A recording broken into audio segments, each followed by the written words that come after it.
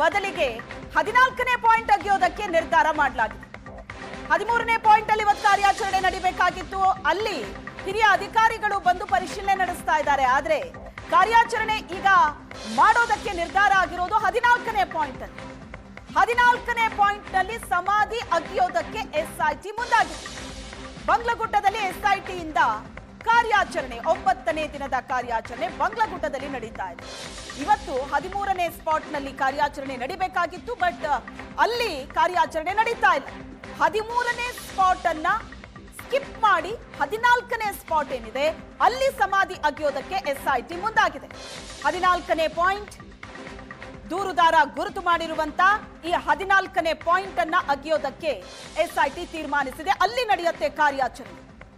ಮೊನ್ನೆ ಬಂಗ್ಲಗುಡ್ಡದಲ್ಲಿ ಸಿಕ್ಕಂತ ಅಸ್ಥಿ ಪಂಜರ ಅದಾದ ನಂತರ ಬಹಳ ಜೋರಾಗಿ ಚರ್ಚೆ ಆಗ್ತಾ ಇತ್ತು.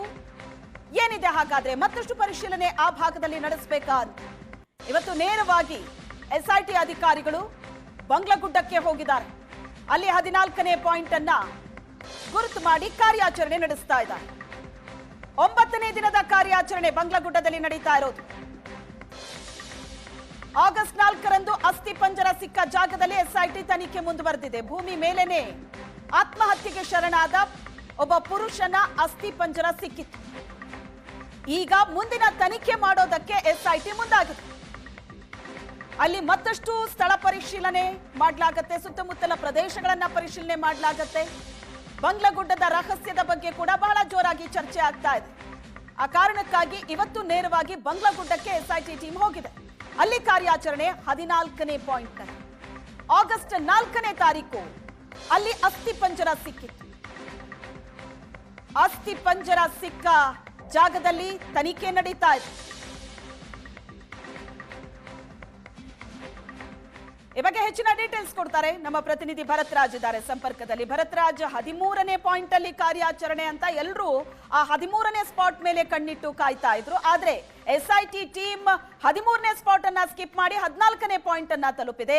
ಬಂಗ್ಲಗುಡ್ಡದಲ್ಲಿ ಕಾರ್ಯಾಚರಣೆ ನಡೀತಾ ಇದೆ. ಈ ಬಂಗ್ಲಗುಡ್ಡ ಅನ್ನೋದು ಮೊನ್ನೆ ಅಸ್ಥಿಪಂಜರ ಸಿಕ್ಕ ನಂತರ ಬಹಳ ಜೋರಾಗಿ ಚರ್ಚೆ ಆಗ್ತಾ ಇತ್ತು. ಏನಿದರ ರಹಸ್ಯ? ಎಸ್ಐಟಿ ಇದನ್ನ ಭೇದಿಸಬೇಕು ಅಂತ. ಈಗ ಬಂಗ್ಲಗುಡ್ಡದಲ್ಲಿ ಎಸ್ಐಟಿಯಿಂದ ಕಾರ್ಯಾಚರಣೆ ನಡೀತಾ ಇದೆ. ಲೈವ್ ದೃಶ್ಯ ನೀವು ನೋಡ್ತಾ ಇರೋದು. 13ನೇ ಸ್ಪಾಟ್ ಅಲ್ಲಿ ಹಿರಿಯ ಅಧಿಕಾರಿಗಳು ಬಂದಿದ್ದಾರೆ.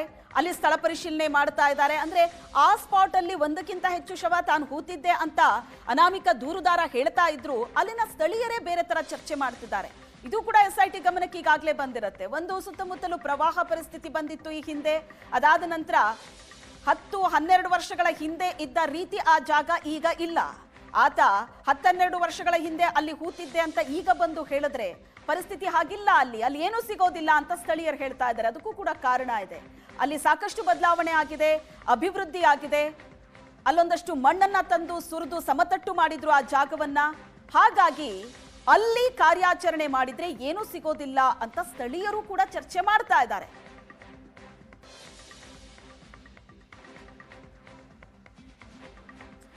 ಈ ಬಗ್ಗೆ ಹೆಚ್ಚಿನ ಡೀಟೇಲ್ಸ್ ಅನ್ನ ಕೊಡ್ತಾರೆ ನಮ್ಮ ಪ್ರತಿನಿಧಿ ಹರೀಶ್ ಇದ್ದಾರೆ ಸಂಪರ್ಕದಲ್ಲಿ. ಹರೀಶ್, ಇವತ್ತು 13ನೇ ಸ್ಪಾಟ್ ಅಲ್ಲಿ ಕಾರ್ಯಾಚರಣೆ ಆಗಬೇಕಾಗಿತ್ತು, ಆದ್ರೆ 14ನೇ ಸ್ಪಾಟ್ ಅಲ್ಲಿ ಕಾರ್ಯಾಚರಣೆ ನಡೀತಾ ಇದೆ. ಅದು ಬಂಗ್ಲಗುಡ್ಡದಲ್ಲಿ. 13ನೇ ಪಾಯಿಂಟ್ ಅನ್ನ ಸ್ಕಿಪ್ ಮಾಡಿ 14ನೇ ಪಾಯಿಂಟ್ ಅಲ್ಲಿ ಕಾರ್ಯಾಚರಣೆ ನಡೆಸ್ತಾ ಇದ್ದಿದ್ದರ ಹಿಂದಿನ ಉದ್ದೇಶ ಅಂದ್ರೆ ಬಂಗ್ಲಗುಡ್ಡದಲ್ಲಿ ಏನಿರಬಹುದು, ರಹಸ್ಯ ಭೇದಿಸಬೇಕು ಅಂತ ಏನ್ ಚರ್ಚೆ ಆಗಿತ್ತು, ಅದಕ್ಕೋಸ್ಕರ ಎಸ್ಐಟಿ ಆ ಕಡೆ ಮುಖ ಮಾಡ್ತಾ? ಶ್ವೇತಾ, ಸದ್ಯಕ್ಕೆ ಅಂತಹ ಅನುಮಾನಗಳು ಸದ್ಯಕ್ಕೆ ಮೂಡ್ತಾ ಇರುವಂತದ್ದು. ಯಾಕಂದ್ರೆ ಇವತ್ತು ಏನು ಇದುವರೆಗೂ 12 ಸ್ಪಾಟ್ಗಳಲ್ಲಿ ಏನೊಂದು ಉತ್ಖನನ ಕಾರ್ಯ ನಡೆದಿತ್ತು. ಇವತ್ತು ಎಲ್ಲರ ನಿರೀಕ್ಷೆ ಇದ್ದಂಥದ್ದು 13ನೇ ಸ್ಪಾಟ್ ನಲ್ಲಿ ಉತ್ಖನನ ಕಾರ್ಯ ಮಾಡ್ತಾರೆ ಅಂತ ಹೇಳಿ. ಜೊತೆಗೆ ಕಳೆದ 2 ದಿನಗಳ ಹಿಂದೆ ಏನು ಸೋಮವಾರ 11-12ನೇ ಜಾಗದಲ್ಲಿ ಉತ್ಖನನ ಕಾರ್ಯ ಮಾಡಬೇಕಾಗಿತ್ತು. ಆದ್ರೆ 11ನೇ ಸ್ಪಾಟ್ಗೆ ಬಂದಂತಹ ಎಸ್ಐಟಿ ತಂಡ ನೇರವಾಗಿ ಬಂಗ್ಲಗುಡ್ಡಕ್ಕೆ ತೆರಳಿತ್ತು. ಅಲ್ಲಿ ಅವತ್ತು ಒಂದಕ್ಕಿಂತ ಹೆಚ್ಚು ಏನು ಕಳೆಬರ ಪತ್ತೆಯಾಗಿತ್ತು. ಅದನ್ನು ಕೂಡ ಈಗಾಗಲೇ FSL ಗೆ ಕಳಿಸಲಾಗಿದೆ. ಆದ್ರೆ ಏನೊಂದು SIT ಅಧಿಕಾರಿಗಳು ಮಾರ್ಕ್ ಮಾಡಿದಂತ ಸ್ಥಳವನ್ನ ಬಿಟ್ಟು ಬೇರೆ ಜಾಗದಲ್ಲಿ ಈ ಒಂದು ಉತ್ಖನನ ಕಾರ್ಯ ಮಾಡೋದಕ್ಕೆ ಏನು ಪ್ರಾರಂಭ ಮಾಡಿದ್ರು. ಅದಾದ ಬಳಿಕ ಇವತ್ತು 13ನೇ ಸ್ಪಾಟ್ ನಲ್ಲಿ ಉತ್ಖನನ ಕಾರ್ಯ ಆಗತ್ತೆ ಅಂತ ನಿರೀಕ್ಷೆ ಇತ್ತು. ಆದ್ರೆ ಬಂಗ್ಲಗುಡ್ಡದಲ್ಲಿ ಇರುವಂತಹ ಒಂದಷ್ಟು ಏನು ಕಳೆಬರಹ ಇದೆ ಅಂತ ಹೇಳಿ ಈಗ ಅನಾಮಿಕ ಏನು ಮಾಹಿತಿ ಕೊಟ್ಟಿದ್ದಾನೆ. ಅದೇ ಹಿನ್ನೆಲೆಯಲ್ಲಿ ಇವತ್ತು ಮತ್ತೆ ಬಂಗ್ಲಗುಡ್ಡದಲ್ಲಿ ಕಾರ್ಯಾಚರಣೆ ಮಾಡೋದಕ್ಕೆ ಈಗಾಗಲೇ ತೆರಳಿರುವಂತದ್ದು. ಜೊತೆಗೆ ಇದನ್ನ 14ನೇ ಸ್ಪಾಟ್ ಅಂತ ಹೇಳಿ ಕೂಡ ಅಧಿಕಾರಿಗಳು ಗುರ್ತು ಮಾಡಿದ್ರು. ಸದ್ಯಕ್ಕೆ ಇದೀಗ ಅಲ್ಲಿ ಕಾರ್ಯಾಚರಣೆ ಮಾಡ್ತಾ ಇರುವಂತದ್ದು. ಜೊತೆಗೆ ಇವತ್ತು ಬೆಳಗ್ಗೆ ಕೂಡ ಏನು SIT ಮುಖ್ಯಸ್ಥ ಪ್ರಣವ್ ಮೋಹಂತಿ ಕೂಡ ಈ ಒಂದು SIT ಕಚೇರಿಗೆ ಬಂದಿದ್ರು. ಜೊತೆಗೆ ಅನುಚೇತ್ ಕೂಡ ಸ್ಥಳಕ್ಕೆ ಬಂದಿದ್ರು. ಒಂದಷ್ಟು ಏನು ಕಾರ್ಯಾಚರಣೆ ಮಾಡುವಂತಹ ತಂಡದ ಜೊತೆ ಒಂದಷ್ಟು ಕೂಡ ಇವತ್ತು ಆಯ್ತು. ಎಲ್ಲ ಹಿರಿಯ ಅಧಿಕಾರಿಗಳು ಕೂಡ ಒಂದು ಸಭೆಯಲ್ಲಿ ಭಾಗವಹಿಸಿದ್ರು. ಈ ವೇಳೆ ಬಂಗ್ಲಗುಡ್ಡದಲ್ಲಿ ಕಾರ್ಯಾಚರಣೆ ಮಾಡಬೇಕು ಅನ್ನುವಂತ ತೀರ್ಮಾನ ಸದ್ಯಕ್ಕೆ SIT ಅಧಿಕಾರಿಗಳು ಮಾಡಿದಂತಿದೆ. ಅದರಂತೆ ಇವತ್ತು ಏಕಾಏಕಿ ನೇರವಾಗಿ ಬಂದು ಬಂಗ್ಲಗುಡ್ಡದಲ್ಲಿ ಈಗ ಕಾರ್ಯಾಚರಣೆಗೆ ಮುಂದಾಗಿರುವಂತದ್ದು. Shweta, thank you Harish.